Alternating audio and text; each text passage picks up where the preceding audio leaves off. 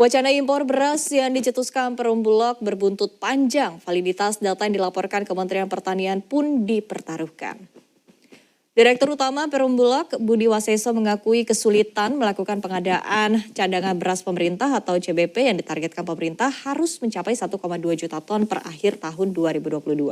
Sementara saat ini stok CBP Bulog kurang dari 600.000 ton. Menurut Budi, saat ini sudah tidak ada panen lagi akibat anomali cuaca. Budi bahkan memperkirakan hingga Januari target CBP tidak akan terpenuhi. Saat rapat dengar pendapat dengan Komisi 4 DPR RI, Sekjen Kementerian Pertanian, Kasdi Subagiono menyanggupi untuk memenuhi kebutuhan Bulog. Pasalnya, menurut Kementan, stok beras di tingkat petani melimpah. Perbedaan data ini pun dipertanyakan oleh DPR, sekaligus memastikan satu data milik pemerintah.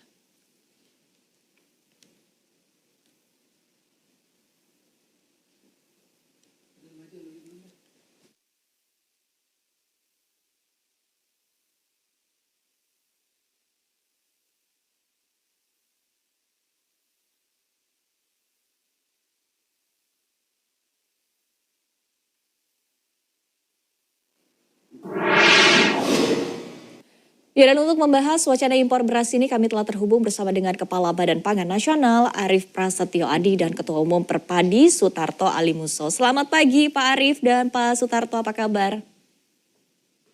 Selamat pagi. Assalamualaikum Mbak Iva. Waalaikumsalam Bapak-Bapak. Oke, baik, terkait dengan tadi ya pernyataan dari Bulog yang menyebutkan bahwa target untuk CBP mencapai 1,2 juta ton ini tidak akan tercapai begitu pada akhir tahun 2022. Seperti apa tanggapan Anda? Mungkin saya akan mulai dari Pak Arief terlebih dahulu. Ya, terima kasih Mbak Iva. Salam hormat guru saya Pak Tarto. Izin menyampaikan beberapa hal. Yang pertama mengenai update kondisi perberasan nasional. Jadi sebenarnya stok nasional itu cukup. Ya, kita harus sampaikan bahwa stok nasional itu cukup. Memang yang perlu kita perhatikan adalah stok cadangan pangan yang ada di Bulog. Sehingga kita merasa perlu untuk men-top up stok Bulog sampai dengan 1,2 juta ton. Jadi stok level ini sebenarnya harus kita jaga selalu. Kalau mungkin zamannya Pak Tarto itu bisa 2,5 juta ton, bisa 2 juta ton. Sehingga apabila dalam kondisi darurat seperti, mudahan tidak terjadi seperti Cianjur, ada gempa, disaster dan lain-lain, kita itu punya cadangan pangan yang cukup. Kemudian juga diperlukan stok Bulog ini untuk melakukan intervensi pada saat kita harganya tinggi. Dan ini seharusnya apa yang harus kita kerjakan itu penyerapan Bulog yang optimal adalah saat panen raya di semester 1 atau bulan Maret April, atau mungkin kalau maju besok bisa Februari Maret.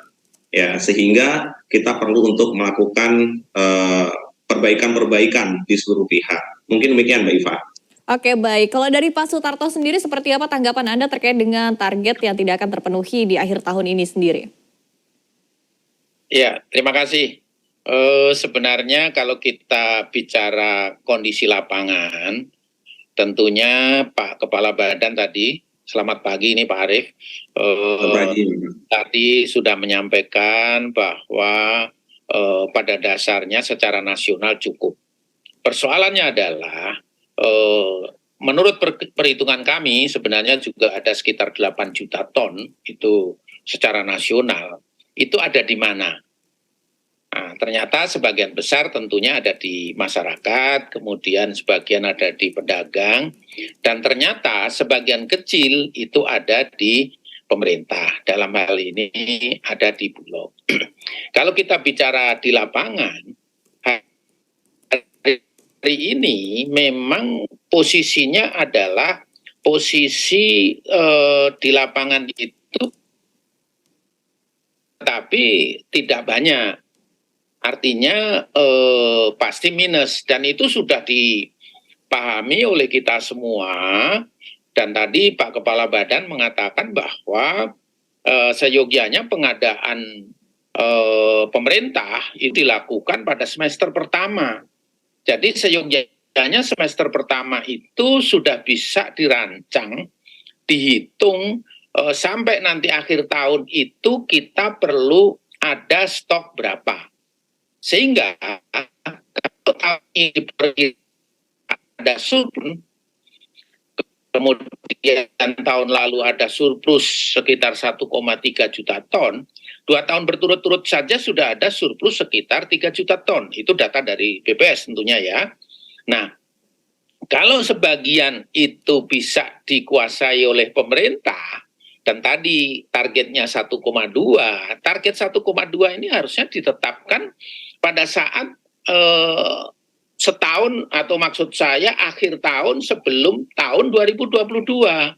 Jadi misalnya sekarang menghadapi 2023, harusnya mulai sekarang itu sudah diputuskan targetnya berapa akhir tahun. Nah, sehingga kita bisa hitung berapa yang harus dikeluarkan setiap bulan dan sebagainya, sehingga pada saat surplus kita bisa membeli. Nah, saat surplus itu antara bulan Februari nanti sampai dengan bulan biasanya itu sampai dengan bulan Juli. Nah, bulan Agustus sampai dengan biasanya paling lambat September sampai dengan nanti Januari tahun berikutnya, itu adalah tugas untuk melepas cadangan. Jadi di pasar itu sekarang itu posisinya ada barang, tetapi barang itu mungkin tidak ada di siap untuk dijual, bisa saja. Nah, kemudian barang itu tentunya panen sekarang karena memang di bawah kebutuhan, selalu petani pasti ingin harganya lebih mahal, karena memang banyak yang ingin membeli, biasanya terus terjadi persaingan. Nah, sehingga kalau kita ingin target sekarang ada 650.000 ton, kemudian target sampai bulan depan ini menjadi 1,2 juta ton, pada posisi situasi sedang di bawah panen itu, di bawah kebutuhan, saya pikir itu sesuatu yang tidak bisa dilakukan gitu loh. Jadi justru bulan-bulan ini lepas itu yang 650.000 ton agar harga tidak naik terus. Saya kira baik. Itu. Jadi kalau ya, baik Pak Sutarto, tadi artinya memang perhitungan itu betul-betul harus dilakukan secara matang begitu ya. Nah, kemudian mungkin saya lempar lagi ke Pak Arief begitu, tadi dari sisi perhitungan sejauh ini memang di awal tahun seperti apa sih Pak perhitungannya, dan berbicara terkait dengan perhitungan dan juga data. Kemarin kan sempat ada perdebatan ketika rapat dengar pendapat di Komisi 4 DPR RI. Ini perbedaan data antara Kementan, Badan Pangan Nasional dan juga Bulog. Nah, ini seperti apa sebetulnya Pak Arief? Kalau kita lihat kemarin data produksi, kemudian kita semua sepakat menggunakan KSA dari teman-teman kita di BPS, karena kita kan menggunakan satu data nasional. Nah, jadi nggak ada selisih di antara kita untuk penghitungan data. Jadi kalau untuk bulan November dan Desember, di update yang terakhir sampai dengan Januari, Oktober, itu potensi panen ya kurang lebih akan jadi beras itu di November 2,24 juta. Kemudian di bulan Desember 1,06 juta. Jadi akan ada 3,3 juta. Taruhlah 3 juta begitu ya. Sehingga kalau kebutuhan rata-rata 2,6 atau 2,5 juta sebulan ton ya, itu artinya kita akan pada saat yang bersamaan produksi versus penggunaan atau konsumsi itu akan minus sekitar 2 juta. Sehingga apa yang disampaikan Pak Tarto itu betul. Hari ini di level bawah, maksudnya di tingkat petani, GKP, kemudian GKG, harga beras ini pasti akan naik. Karena November-Desember ini memang saatnya seharusnya kita melepas stok. Nah, belajar dari ini semua sebenarnya ini Bulog itu memang harusnya dari awal memang sudah ditugaskan 1,5 juta ton. Jadi Pak Tarto memang sudah ditugaskan 1,5 juta ton. Tetapi stok levelnya itu hari ini 594.000 ton. Kemudian keperluan 1 bulan Pak Tarto saat ini tuh ngeluarinnya 160.000 sampai 150-160.000 ton. Biasanya di November Desember ini bisa sampai 200.000 ton lebih. Jadi apa yang saya sampaikan adalah ini precaution. Jadi pada saat stok kita 594.000 ton, kemudian kita mengeluarkan 100.000, 150.000 atau 200.000 ton, itu kalkulasi kita nanti di akhir tahun akan tersisa kurang lebih 300.000 ton. Ya, banyak juga senior-senior kita menyampaikan bahwa nggak apa-apa ini dilepas aja semua. Tapi in case yang pertama ada gagal panen, in case ada kondisi luar biasa, kejadian luar biasa, ini sangat bahaya buat kita apabila Bulog tidak memiliki stok. Nah ini kita semua sepakat. Kemudian juga perlu juga kita cek stok Bulog ini apakah semuanya baik, ya? Apakah ada yang stok lama yang memang perlu perlu dikeluarkan atau disposal atau apapun. Jadi 600.000 atau 594.000 ton ini, ya, ini stok yang sangat minim apabila kita melakukan intervensi. Sementara kita semua tahu bahwa harus menjaga harga beli di konsumen. Artinya pada saat harga itu mulai menanjak, mulai tinggi, ini waktunya kita intervensi. Kalau bahasa kita ya operasi pasar, kalau hari ini KPSH. Sehingga antara pemilihan waktu kapan panen, kapan serap, kapan melepas itu menjadi krusial seperti yang disampaikan oleh Pak Tarto. Begitu Mbak Iva. Oke, baik Pak Arief. Nah tadi dengan data-data yang disampaikan oleh Pak Arief begitu Pak Sutarto, seperti apa tanggapan Anda, setujukah kalau misalnya cadangan stok pemerintah ini dilepas dengan tadi berbagai pertimbangan ke depannya begitu? Seperti apa Pak Sutarto? Ya, sebenarnya memang saya sepakat dengan Pak Arief. Cadangan sekitar 600.000 ton pada bulan-bulan begini memang bukan cadangan yang posisi yang baik, terus terang. Karena kita masih menghadapi persoalan, mudah-mudahan tidak terjadi sesuatu di bulan Desember ini dan juga Januari. Panennya nanti betul-betul Februari itu sudah panen raya, nah, dan tidak terjadi banjir yang mengkhawatirkan, hama penyakit yang mengkhawatirkan. Nah, kalau itu kita prediksi aman-aman saja, saya pikir memang yang 600.000 ton ini sekitar 590.000 ya, itu ya kita lepas saja. Bulan ini saya pikir kita harus melepas, bukan memaksakan diri untuk pengadaan bulan-bulan ini. Jadi harus kita lepas. Saya pikir bulan depan dilepas 100 sampai 200.000 pun sudah aman itu Pak Arief. Jadi nanti masih sekitar 300.000 ton. Kalau sekitar 300.000 ton itu mungkin Januari itu, karena Januari tahun ini diprediksi oleh BPS itu panennya minusnya sudah relatif kecil, jauh lebih baik dibanding dengan tahun lalu. Saya percaya karena tahun ini terjadi La Nina, bukan El Nino. Jadi biasanya kalau La Nina itu sebenarnya 3 tahun terakhir ini La Nina ya, sehingga biasanya waktu tanam itu bisa lebih cepat, sehingga waktu panennya pun lebih cepat. Jadi kalau akhir Januari nanti sudah mulai panen, kemudian Februari sudah surplus, nah tinggal Februari itu pemerintah sudah harus membeli.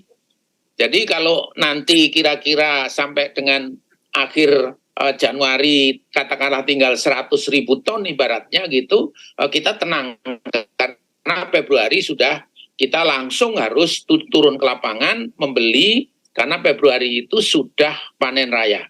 Jadi Maret stoknya akan cukup melimpah dan alhamdulillah nanti pada puasa dan Ramadan dan Lebaran saya pikir tidak akan terganggu dengan suplai beras ini. Jadi saya melihat tidak terlalu mengkhawatirkan kalau memang betul-betul mudah-mudahan iklim ini tidak terlalu basah, dalam arti La Ninanya itu tidak menyebabkan banjir Oke. Oke, baik. Tadi dengan catatan juga tidak ada kejadian luar biasa begitu ya tadi Pak Sutarto dan juga Pak Arief. Saya akan ke Pak Arief begitu ya. Mungkin sedikit menanggapi tadi yang sudah disampaikan oleh Pak Sutarto, tanggapan Anda seperti apa? Dan di satu sisi juga kalau kita lihat tadi jika stok dari pemerintah ini dikeluarkan, maka di satu sisi juga untuk amannya diperlukan penambahan stok lagi begitu. Nah, seperti apa? Apakah ada potensi ke depannya untuk keran impor akan kembali dibuka, Pak Arief? Ya, kalau statement yang paling baik adalah negara menjamin ketersediaan pangan, khususnya beras. Jadi kalau kita hitung semuanya cukup, ya kan. Kemudian pengadaan yang paling utama dan diutamakan adalah pengadaan dalam negeri. Itu jelas komitmen kita semua, komitmen bersama. Ya, makanya kemarin waktu di Komisi 4 di RDP disampaikan bahwa kita semua sepakat untuk 600.000 ton masuk ke Bulog dengan kondisi apapun ya, maksudnya dengan tingkat kesulitan yang cukup tinggi karena tadi seperti sudah disampaikan bahwa panen November Desember kurang lebih 3 juta ton, kebutuhannya 5 juta ton. Artinya ini perlu koordinasi dan kerjasama dengan teman-teman penggiling padi. Di sini Pak Tarto sebagai Ketua Umum Perpadi, beliau juga selalu bekerja sama dengan kita semua, baik dengan Kementan maupun Badan Pangan Nasional, sehingga mentop up stok Bulog, ya. Karena yang disampaikan Pak Tarto tadi betul sekali, kalau sekarang ini waktunya kita lepas untuk stabilisasi. Kalau enggak, nanti akan Bulognya sendiri juga tidak melakukan stabilisasi. Jadi fungsinya hari ini melepas, kemudian sekaligus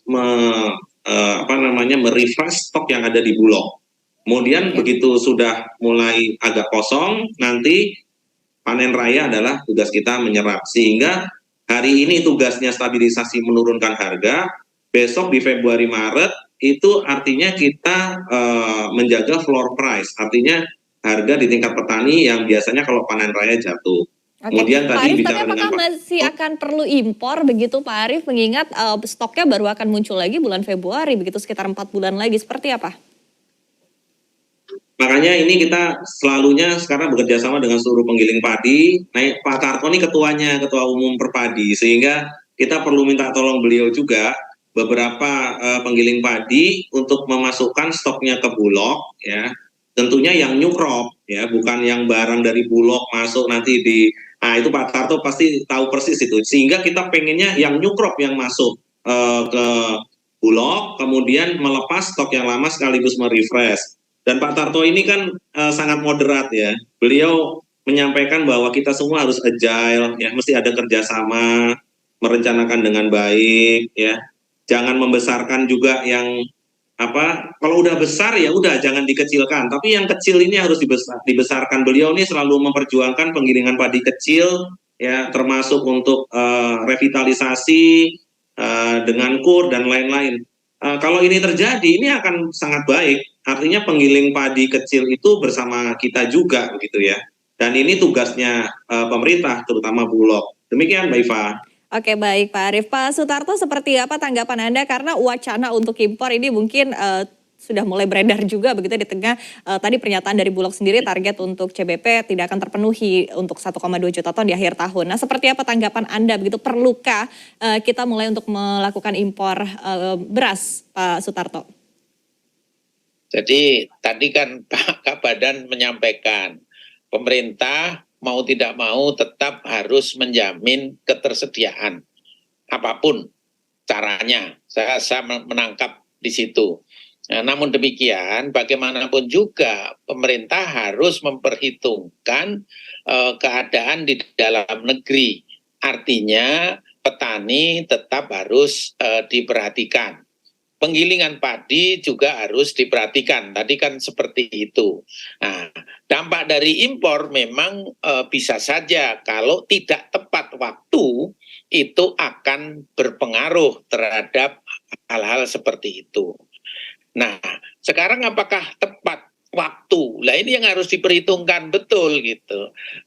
Jangan-jangan sebenarnya sudah terlambat. Seandainya mau impor pun gitu ya, belum pasar dunia juga situasi sekarang juga tidak terlalu menggembirakan. Saya baru saja ikut pertemuan International Rice Trader di dunia. Nanti perkembangan perberasan ini juga tidak terlalu menggembirakan. Cina yang biasanya ekspor sekarang juga malah impor, kemudian India juga nyetop ekspornya. Jadi tidak terlalu mudah untuk melakukan itu. Nah, kalau melihat data mulai Januari itu kita sudah panen cukup besar. Nah, kemudian harapan saya sebenarnya bulan-bulan ini lepas saja itu stok yang ada, tidak usah terlalu khawatir. Kemudian nanti mulai bulan depan ini, ayo kita kontrak bersama gitu loh. Antara penggilingan padi yang ada, yang anggota kami yang ada 169.000, yang kecil-kecil itu ada sekitar 160.000, ayo kita bikin kontrak, tanda tangan, mulai Januari memasukkan mana yang bisa. Ya, Pak Tarto. Di Februari dan seterusnya. Ya. Oke, Halo? baik. Oke, baik. Nah, tadi artinya juga ketika pun kita harus melakukan impor begitu, tadi ada sejumlah tantangan juga ya, apakah tadi waktunya sesuai atau tidak begitu. Nah, tapi di satu sisi mungkin saya kembali ke Pak Arief begitu, di satu sisi tadi terkait dengan impor ada beberapa kendala juga begitu terkait dengan kondisi global saat ini. Kemudian dari dalam negeri juga kita ketahui bahwa untuk salah satu daerah penghasil beras ini Cianjur juga saat ini tengah terkena bencana. Seperti apa Pak Arief untuk memastikan ya tentunya ke depannya agar stok beras ini tetap aman ke depannya?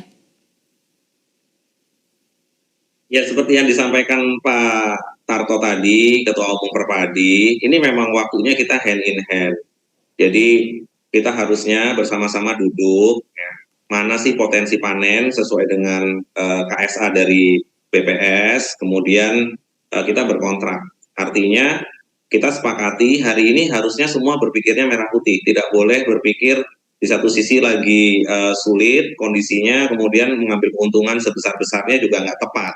Jadi mengambil keuntungan yang wajar, ya. Kemudian berikutnya lagi memang tidak perlu panik buying, karena kalau panik buying berapapun angkanya akan tersedot.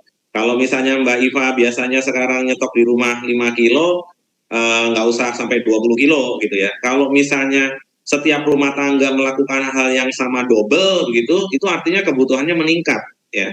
Sehingga ini juga perlu dihimbau kepada masyarakat banyak ya. Tetap tenang karena stok ini sebenarnya tercukupi. Dan memang kalau mau dibuktikan hari ini kita kan semua masih makan nasi, kemudian di rumah juga ada stok, di pedagang juga masih ada. Yang perlu kita concern tadi hanya memang stok yang di Bulog. Tadi solusinya Pak Tarto sudah sampaikan, harusnya dengan perencanaan, kemudian kontrak dengan teman-teman penggiling padi, tentunya kita bisa membantu yang kecil-kecil yang 169.000, mungkin 150.000-nya itu bisa bersama kita Pak Tarto. Demikian. Ya. Oke, baik. Pak Tarto, tanggapan Anda Pak Tarto terkait dengan bencana yang terjadi di Cianjur saat ini, apakah sedikit banyak nanti akan ada potensi untuk mengurangi pasokan beras khususnya untuk di tahun depan? Ya, kita kan sebenarnya lupa bahwa kalau di Jawa Barat itu pusat produksinya itu sudah bergeser ke Indramayu, Cirebon, kemudian Pantura, Subang gitu ya. Kerawang itu sebenarnya juga sudah mulai berkurang karena banyak industri, kemudian Cianjur juga sudah banyak industri. Bahkan saya waktu di Bulog pun dulu sering mengirimkan beras dari daerah Cirebon, Indramayu ke Cianjur gitu ya. Jadi mudah-mudahan Cianjur ini tidak terlalu berdampak terhadap produksi padinya. Tentunya yang terkena langsung ini yang harus menjadi perhatian kita. Jadi intinya sebenarnya yang kita takutkan kalau pada La Nina itu adalah kalau terjadi banjir yang berkepanjangan. Karena padi itu kalau hanya banjir sampai 3 hari itu tidak masalah. Tetapi kalau sudah seminggu itu akan pengaruhnya akan besar. Nah, ini yang kita berharap tidak terjadi seperti itu. Saya sudah melihat ini Pantura ini mana saya perjalanan dari Malang sampai ke sini, saya lihat juga tidak ada banjir, beberapa tempat memang panen, tetapi panennya ya tadi itu karena memang panen yang belum terlalu besar. Jadi panen ada, kemudian pasar tetap kurang tadi. Kalau dari panen hari ini tentunya harus dari panen yang sebelumnya. Nah, kalau nanti pemerintah memaksa juga ikut akan membeli, ya pasti harga akan naik. Sehingga justru harapannya pemerintah cadangannya itu lepas saja gitu loh. Lepas, saya pikir dilepas di mana di titik-titik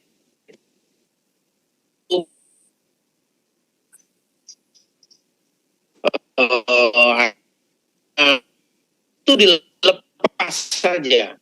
Kalau dilepas, saya yakin harga ini akan tertahan. Apalagi tahu bulan Januari sudah panennya sudah lebih banyak. Ini yang harus menjadi perhatian kita. Oke, baik. Nah, tadi ya sekali lagi lepas saja begitu tadi dari Pak Sutarto pernyataannya, kemudian dari Pak Arief sendiri begitu strategi yang bisa dilakukan oleh Badan Pangan Nasional untuk menghadapi situasi saat ini. Tadi terkait dengan impor sempat disampaikan juga oleh Pak Sutarto, ini kondisinya mungkin sudah cukup terlambat, kemudian di satu sisi juga untuk kondisi perekonomian global saat ini juga cukup menantang begitu. Nah, seperti apa artinya untuk strategi yang bisa dilakukan oleh Badan Pangan Nasional untuk tetap memastikan stok ini aman ke depannya, apalagi menjelang akhir tahun juga kita ketahui ada Natal dan juga Tahun Baru, seperti apa Pak Arief? Ya, sepakat dengan Pak Tarto, ini waktunya kita melepas. Jadi dari awal kita diskusi bahwa di akhir tahun ya, mulai dari Oktober, November, Desember sampai Januari itu memang waktunya kita melepas stok. Sekaligus merefresh stok Bulog gitu ya. Ini bukan barang antik yang kalau semakin disimpan semakin mahal. Jadi Pak Tarto ini guru saya. Tentunya kita semua sepakat harus melepas stok, kemudian dengan harga yang baik. Kenapa? Karena perintahnya Pak Presiden itu menjaga inflasi kalau boleh tidak terlalu jauh dari pertumbuhan ekonomi. Karena nanti nggak ada artinya kita tumbuh ekonomi, kemudian inflasinya tinggi, daya beli masyarakat juga berkurang. Cuma saya mau titip pesan dalam forum yang baik ini, memang harusnya beberapa program pemerintah ya itu harusnya link dengan apa yang dikerjakan, ditugaskan oleh Bulog. Seperti contoh misalnya Pak Tarto dulu waktu jadi Dirut Bulog itu ada Raskin, Rastra, itu harusnya kita aktifkan kembali. Karena kalau dikelola seperti apa dilepas ke market, ke pasar, Bulog ini juga tidak fair apabila diminta untuk menyerap. Karena mesti seimbang penyerapannya dengan pengeluarannya. Sehingga benar-benar terjadi antara keseimbangan hulu dan hilir.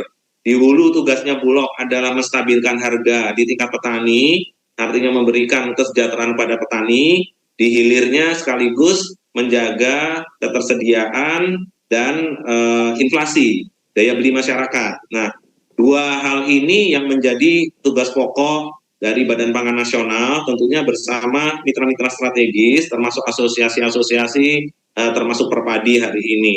Jadi semua sudah sepakat, semua sudah tahu persis kondisinya, dan saya yakin apa yang kita kerjakan semua ini memang untuk bangsa, begitu ya.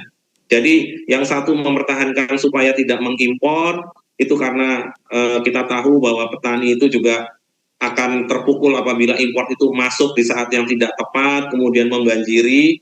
Tapi percayalah, apabila memang dilakukan impor itu pun akan disimpan dalam gudang Bulog dan dikeluarkan dengan sangat hati-hati. Tidak mungkin kita semua ceroboh melakukan itu. Dan kalau itu terjadi, artinya apa? Artinya kita harus secukupnya sampai dengan panen berikutnya. Nggak perlu import banyak-banyak gitu ya, nggak perlu. Kita nggak dalam posisi itu hari ini. Tetapi yang harus kita lakukan semua adalah hand in hand, semuanya berpikiran sama bahwa kesejahteraan petani dan menjaga harga di hilir itu menjadi tugas pokok kita. Demikian, Mbak. Oke, baik. Terima kasih Pak Arief dan juga Pak Sutarto, diskusi yang sangat menarik pada pagi hari ini. Sekali lagi terima kasih atas partisipasinya dalam Dialog Food Agri Insight. Kepada Bapak Arief Prasetyo Adi selaku Kepala Badan Pangan Nasional dan juga Bapak Sutarto Ali Musso selaku Ketua Umum Perpadi. Sukses dan sehat selalu untuk Anda.